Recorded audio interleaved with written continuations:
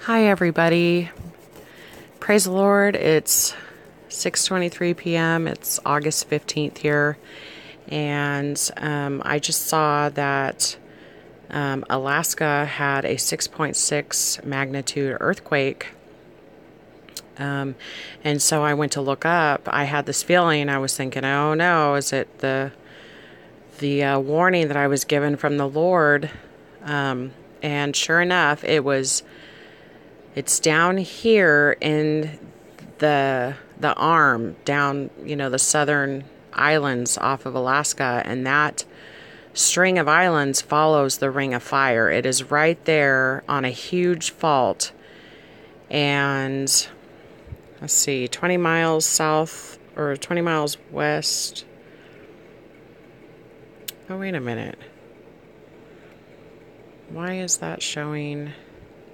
Oh, that's just an image. Okay.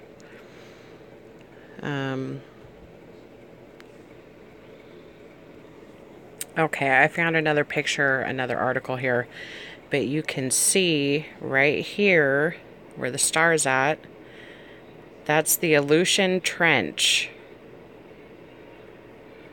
And they're saying that it's not going to pose a tsunami risk to Hawaii. Strong earthquake strikes off Alaska, no tsunami threat to Hawaii.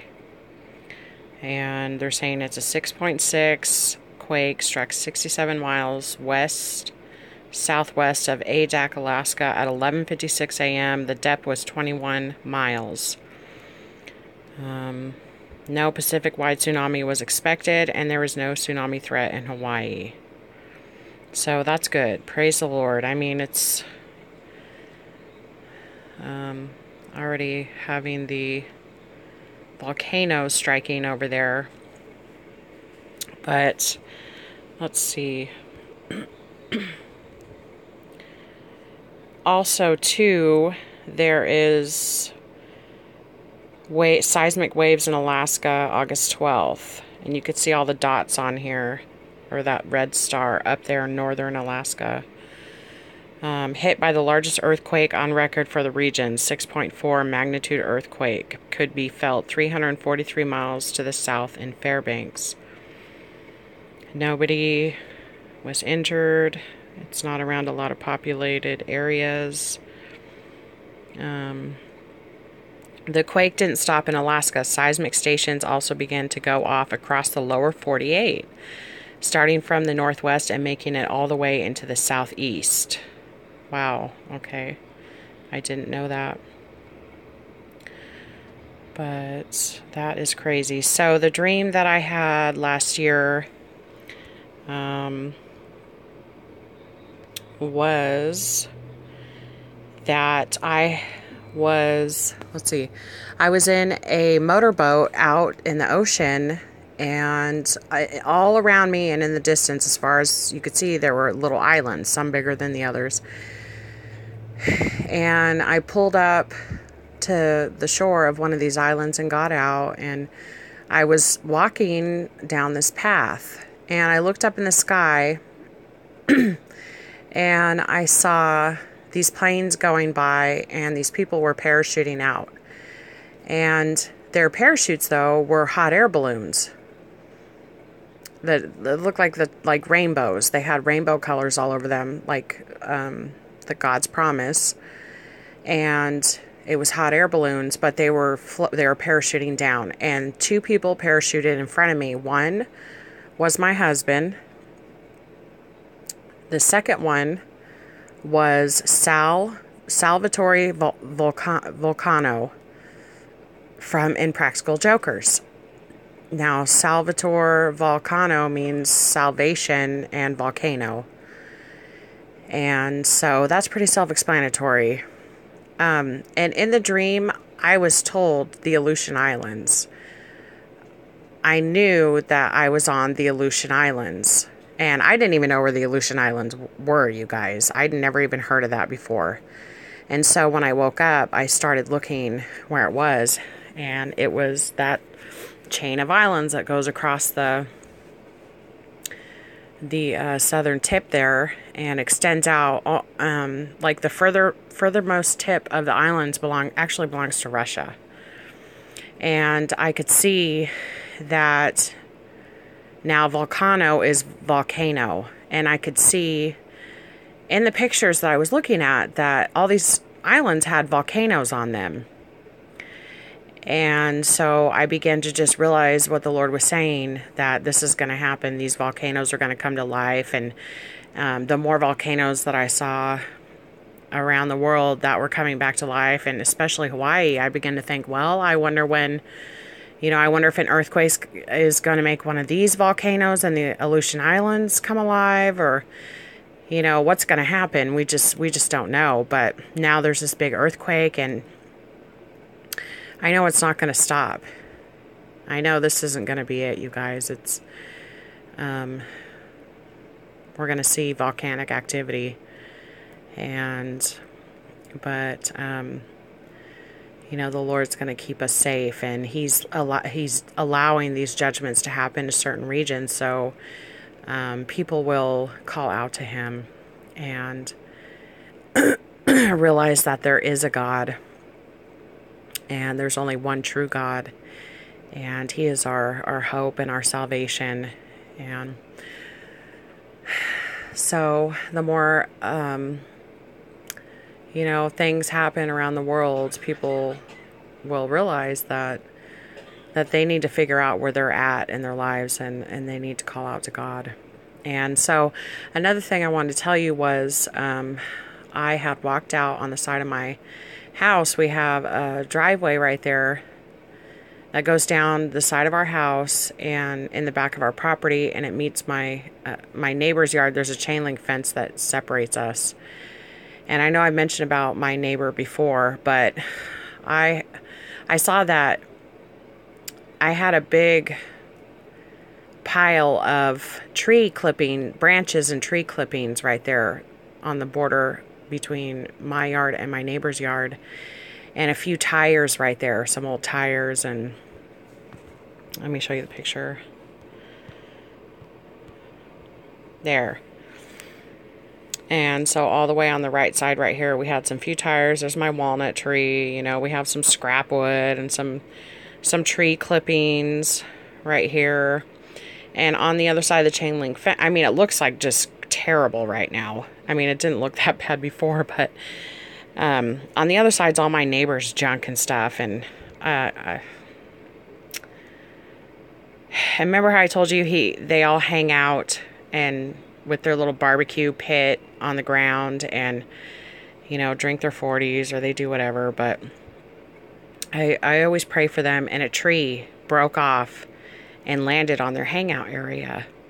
Excuse me. And for some reason I went out and I looked down the back part past our gate, because we have like a pasture gate right there. And I was thinking, what is that? It was actually it was like at nighttime, because I was watering my vegetables at night in my driveway. And I looked over and I was like, why does that look like there's water flooding in from my neighbor's yard? Well, it wasn't water. I realized, I turned on my flashlight on my phone and realized that the whole pile had burned down. And there's nothing there that would burn anything on fire in our yard. And mind you, this pile is only like 10 steps away. On the other side is our garage. Probably like 15 feet away. And this grass is dry. And I remember coming out like a few days ago in the morning and thought, why is my hose not in the place where I leave it? Because I leave it by my front door. It's spread. It comes across my driveway. And I hooked the little spray nozzle handle right there on the chain link fence. Well, my hose was like retracted back down my driveway and laying on the ground. And it was in the jet position. I leave it like in the garden spray position. And I was like, and then I asked John, I said, when he got home, I said, did you use the hose this morning? He was like, no, I didn't touch the hose. And I was thinking, what? And so now I'm putting all this together. He burned, something started in his yard. See all his junk over there? And came into my yard, burned down my brush pile, or my tree branches pile right there, and would have kept on going. See, I don't even know how that junk got in my yard. But it starts, see, he has all this junk right here, and now my fence is fallen over. Like, completely unhinged. I don't know. I have no idea what's going on with my neighbor, but if this right here would have traveled any farther, it would have burned down my house. So I took pictures of it, and then the Lord gave me this dream that I was standing on my front porch, and there was like this weird rusty junk pile with a rusty barbecue stuck in it, and it was stuck to the side of my porch. And there was a man standing there, and he had this metal rod, and it was painted 3 shades of green going down this rod. And he showed it to me, and I forget the exact words that he used to describe each shade of green, but each of the words meant go. And so, like, there was a dark green, and the word that he said, I can't remember, but it meant go. And then the second, it meant go. And then the last word that he used, it meant, like, it's time for liftoff. The last shade of green. It was like a neon green or something, and it meant it's time for liftoff. Basically, it was some kind of word you would use, like exuberantly or something. Adjective, but I don't know. And he took that rod and he cracked it on all that old rusty junk on the side of my house with the barbecuer, and it fell away from my house. It like detached from my house and fell away. And then when I came out here and seen all his junk, and he uses this little barbecue thing for a fire pit where all his friends sit around the fire of this old, and they put it right in the dry grass. And I'm just like, what is wrong with these people? But I think some of his ashes or some of his sparks blew over into mine. It caught my branch pile on fire here, melted a couple of my tires, it looks like. Actually, I don't even think that tire was in my yard. I think that's his. I think he threw it over there. And a couple of these other tires. And almost burned my property down. Yeah, now that I'm thinking about it, those tires were never there. Those aren't even my tires. My 4 tires are on the other side of my property. Wow. Anyway, you guys. Oh my God. Pray for me, okay? So, that's my praise report. I believe the Lord gave me that dream to just say, look, I protected you. You're fine. If you're for the Lord, who could be against you? He has his hand over his people, and he's not going to let anything happen to us, especially not something that would he knows it would completely destroy me. But anyway, yeah, and that's why I think that dream represented. He cracked off all that junk off all that rusty, gross barbecue pit, and it looks like the one that my neighbors use in the yard to have their little bonfires at night. But anyway, aren't we just so blessed to have the Lord on our side, and we come across these tragedies in our life, and so many times the Lord has answered my prayers and my husband's prayers, and he's just kept us.